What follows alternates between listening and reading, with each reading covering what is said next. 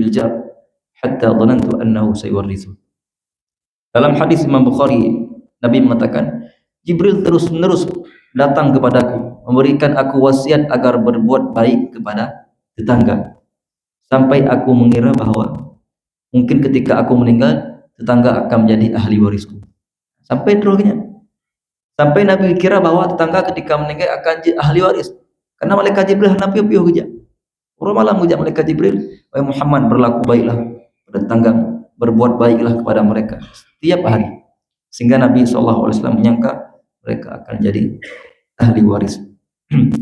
Kemudian dalam hadis Nabi SAW, beliau pernah mengatakan, man kana yu'minu billahi wal yawmil akhir falyukrim jarah. Dalam hadis Abu Hurairah dari Imam Bukhari Muslim, Nabi mengatakan, barang siapa yang beriman kepada Allah dan hari akhir, maka hendaklah dia memuliakan tetangganya.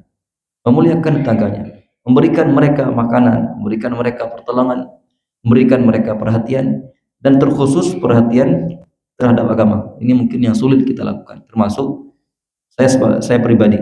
Mungkin sulit ketika kita melihat tetangga kita dalam kelalaian. Seharusnya kita memberikan hak untuk mereka mengajak kepada kebaikan. Tapi ini hal yang sulit dan kita berusaha untuk senantiasa melakukannya. Bahkan Nabi SAW, jamaah sekalian,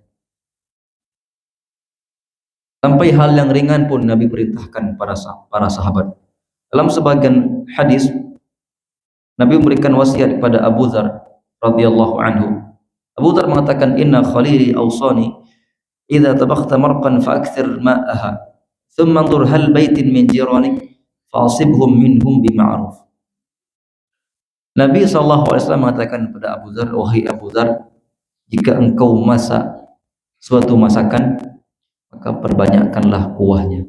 Berilah kuah, wahai Abu Dzar. Kemudian lihatlah ke samping rumahmu dan berikan kepada mereka sedikit daripada masakanmu. Itu petunjuk Nabi SAW. Kalau kita melihat kondisi para sahabat, bahkan ada sebagian riwayat mengatakan ketika datang pada mereka tetangga orang-orang Yahudi, itu para sahabat menyembelih kambing, jemaah sekalian, memberikan kepada tetangga mereka.